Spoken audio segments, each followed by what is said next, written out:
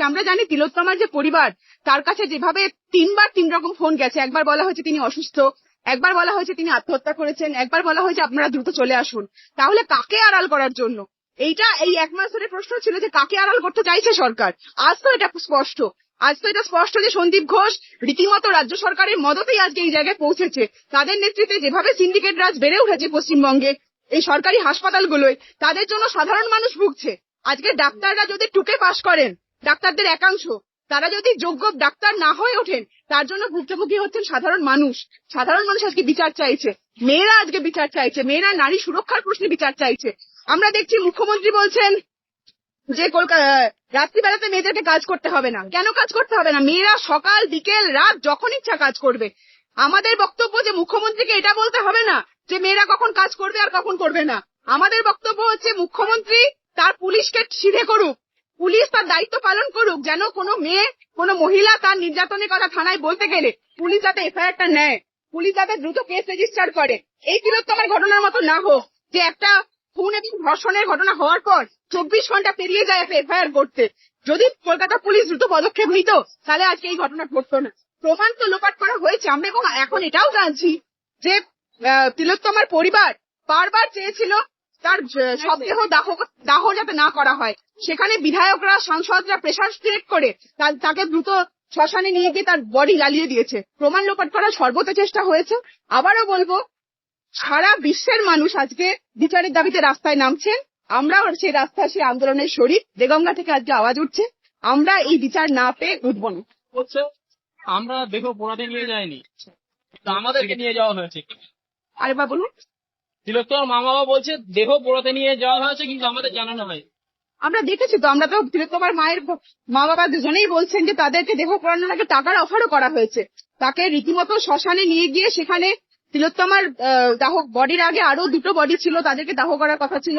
বিধায়করা সেখানে line clear করে তাদেরকে আগে দ্রুত জ্বালিয়ে দেওয়া হয়েছে। আমাদের বারবারই প্রশ্ন একটাই, যে সরকার আসলে কাকে আড়াল করতে চাইছে? সরকার জনগণের ভোটে নির্বাচিত হয়ে জনগণের সরকার, তাদের দায়িত্ব জনগণকে সুরক্ষা দেওয়া। পুলিশের দায়িত্ব সাধারণ মানুষ কোনো বিপদে পড়লে, কোনো সমস্যা হলে আইনকে রক্ষা করা। এখানে দেখছি পুলিশ তারা নিজেরাই দায়িত্ব নিয়ে আইনটা ভাঙছে। সরকার তারা নিজেরাই জনগণের গলা টিপে ধরার জন্য উঠে পড়ে লেগেছে।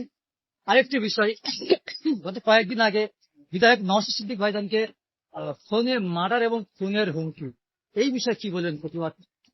দেখুন, এটা যেটা স্পষ্ট কথা যে বিরোধী কণ্ঠস্বরকে দমন করার জন্য এই ধরনের হুমকি আসছে। আমরা এখনো পর্যন্ত জানি না, আমাদের চেয়ারম্যান এফআইআর করেছেন, থানায় পুলিশের কাছে অভিযোগ জানিয়েছেন, কিন্তু বারবারই দেখছি যে কোনো বিরোধী কোনো কণ্ঠস্বর যে কোনো পরিসর থেকে উঠলেই তাকে দমন করে দেওয়ার জন্য চেষ্টা হচ্ছে।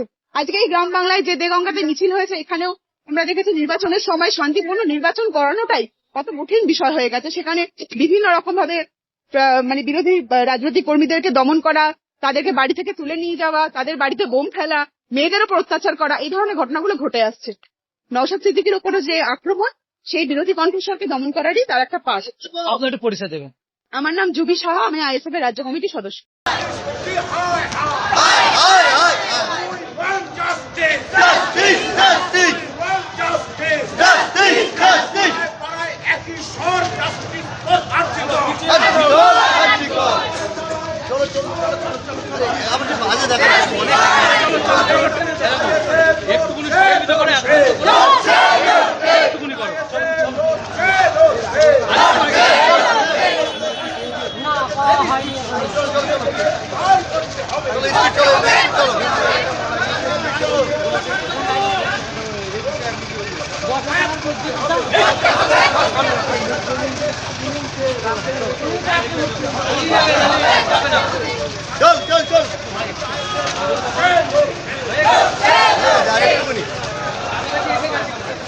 হারে গেলে আর ওই গাড়ি ঘোড়া লাগবে।